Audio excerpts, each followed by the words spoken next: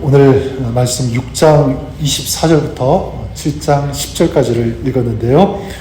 6장 24절부터 30절까지는 속죄제에 대한 규례이고 7장 1절부터 10절까지는 속건제에 대한 규례입니다. 속죄제가 사람이 하나님께 범죄했을 때 그 죄를 속하는 제사라면, 속건제는 하나님께 범죄를 했거나 또 이웃에게 정신적, 물질적 상처를 입혔을 때 이것은 하나님께 속죄할 뿐만 아니라 또 이웃에게 보상을 겸하는 그런 제사다라고 볼 수가 있습니다. 하나님께 속죄하면서 보상하는 것, 더 나아가 이웃에게 보상하는 이 보상의 의미가 이 제사 속에 담겨 있다고 볼 수 있습니다. 오늘 이 속죄제와 속건제 이 두 가지 내용이 나오는데, 저는 이 중에서 이 속건제 좀 규례를 가지고 좀 말씀을 나누기를 원합니다.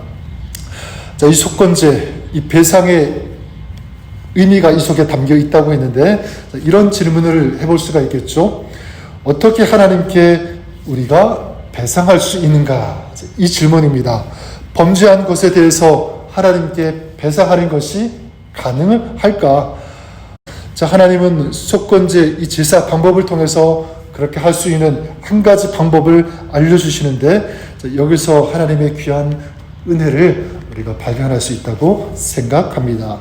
오늘 말씀을 보면 이 속건제를 드릴 때 어떻게 드리라, 이 규례에 대해서 말씀하고 있죠. 어떻게 속건제를 드려야 하는가? 바로 이 화제라는 방법을 통해서 속건제를 드릴 수 있습니다.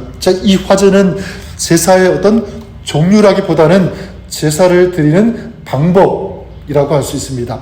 화제로 드린다. 방법인데 7장 5절에 보면 제사장은 그것을 다 제단 위에서 불살라 여호와께 화제로 드릴 것이니 이는 속건제니라, 이렇게 말씀하고 있습니다.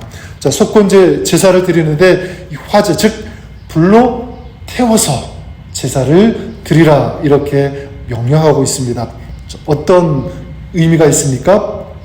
우리가 어떤 범죄를 했을 때 사실 우리가 그 범죄에 대해서 갚을 길, 보상할 길은 없습니다.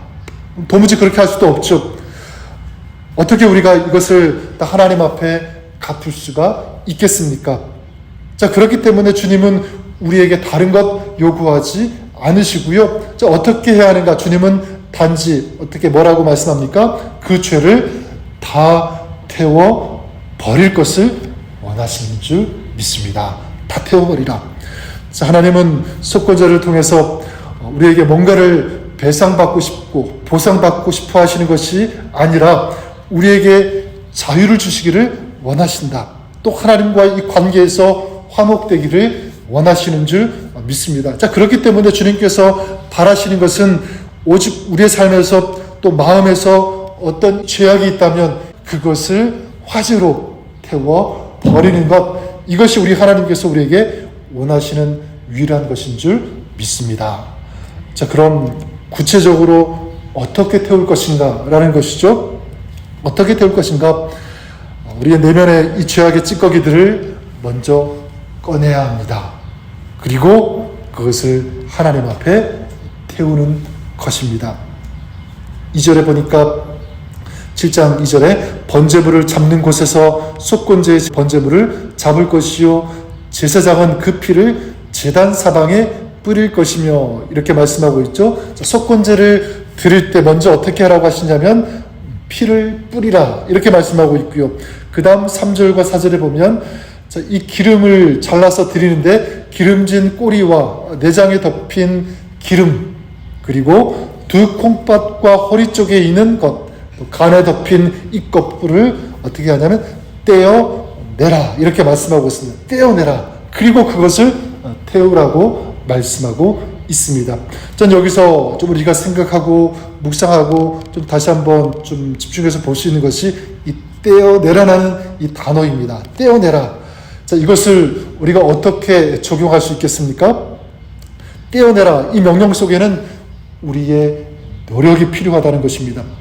우리가 잘못하고 있는 어떤 행동이 있다면, 또 우리 속에, 우리 마음속에 자리 잡고 있는 그런 죄악들이 있다면, 또 잘못된 습관들, 우리가 행하고 있는 어떤 잘못된 행동들이 있다면, 자, 그것을 어떻게 하라는 거죠? 하나하나 떼어내라는 것입니다. 이것이 주님의 명령이고 말씀입니다. 자, 그것을 떼어내서 주님 앞에 꺼내어 놓고, 이제 주님의 긍휼과 주님의 용서와 주님의 은혜를 구하라는 것입니다. 여러분들이 그럴 수 있기를 바랍니다. 잘못된 것, 어떤 더러운 죄, 어떤 그런 모습들 그냥 우리 속에 간직하고 그대로 가지고 있는 것이 아니라 떼어내는 이 노력과 이 몸부림이 필요하고요.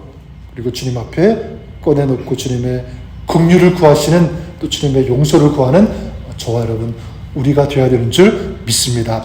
여러분, 우리가 갖고 있는 문제도 마찬가지라고 생각해요. 죄악뿐만 아니라 우리가 갖고 있는 문제들, 여기에 깊숙이 그 내장 이런 데 달라붙어 있는 그 기름들을 떼어내서 불사르라고 그렇게 말씀하고 있는데, 여러분, 우리의 문제도 마찬가지입니다. 우리의 삶 속에, 우리 마음 가운데, 또 우리가 살아가는 그 삶의 모든 모습들 가운데 덕지덕지 달라붙어 있는 그런 문제들 아마 있을 것입니다. 우리의 안에, 우리 가정 안에도 이런 여러 가지의 문제들이, 어려움들이 달라붙어 있을 수 있어요. 자, 그것도 마찬가지 어떻게 해야 되냐면 주님 앞에서 떼어내고, 그리고 주님 앞에 올려드리면서 주님의 도우심과 주님의 은혜를 구할 수 있어야 되는 줄 믿습니다. 성경에 보면 이 치유의 은혜를 경험한 사람들이 다 어떻게 했냐면 그랬다고 생각해요.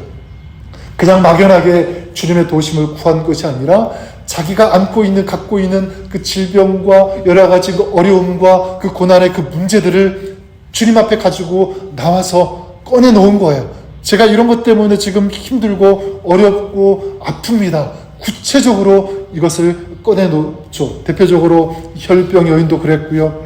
또 딸을 잃었던 이 백부장도 그랬고, 맹인들도 그랬습니다. 그들은 자기의 문제, 자기의 아픔을 주님께 잘라서 떼어내어서 주님 앞에 꺼내 놓았다는 것입니다. 아주 적나라하게 꺼내놓고 주님의 도우심을 구한 줄 믿습니다. 오늘 저와 여러분들이 우리 내면에 있는 이러한 찌꺼기들을 주님 앞에 꺼내 놓을 수 있기를 바랍니다. 죄악에 대한 것이라면 주님의 긍휼을 구하면서 꺼내어 놓고, 이것이 우리의 어떤 문제나 아픔이라면 마찬가지 도려내어서 꺼내어 놓고 주님의 도우심을 구하는 그런 저와 여러분들이 될 수 있기를 바랍니다. 여러분, 기도하십시오. 주님, 내 안에 아직 처리되지 않은 죄악의 찌꺼기가 남아 있습니다. 주님의 보혈로 제거해 주시고 태워주시고 용서하여 주시옵소서. 또 우리 안에 이런 문제의 어떤 그런 찌꺼기, 이런 기름덩어리 달라붙어 있는 우리를 괴롭게 하는 그런 문제가 있다면 주님의 도우심을 구하십시오. 내 안에 지금 달라붙어서 나를 힘들게 하는, 고통을 주는, 아픔을 주는 이런 문제들 주님 앞에 꺼내어 놓습니다. 주님께서 떼어주시고 태워주시고 주님의 은혜로, 주님의 그 역사하심으로 우리가 참 자유를 누릴 수 있는 그런 저희들 될 수 있도록 은혜를 베풀어 주십시오.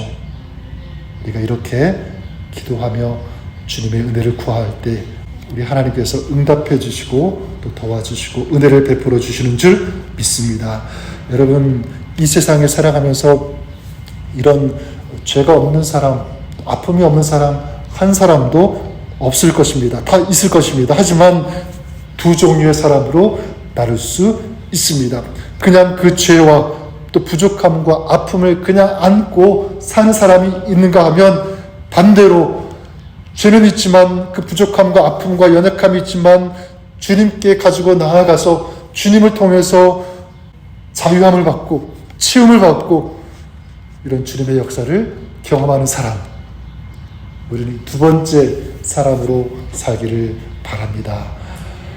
여러분, 어떤 죄가 있든지 어떤 또 문제가 있든지 하나님 앞에 가지고 나아가 주님 앞에 꺼내어 놓고 이제 주님의 다루심과 주님의 회복케 하심을 경험하는 사람, 또 그 은혜를 누리는 그런 사람이 저와 여러분 우리 모두가 될 수 있기를 주님의 이름으로 간절히 축원합니다. 오늘 우리의 삶이 속건제 이 말씀처럼 아름다운 이 속건제 삶이 될 수 있기를 바랍니다. 하나님께서 향기나는 제물로 기뻐 받으실 것을 믿습니다. 우리의 삶이 그렇게 주님과 동행하면서 또 주님 앞에 나아가면서 주님의 은혜와 긍휼과 주님의 도우심을 구하면서 주님과 함께 살아가시는 하루가 될 수 있기를 주님의 이름으로 간절히 축원합니다.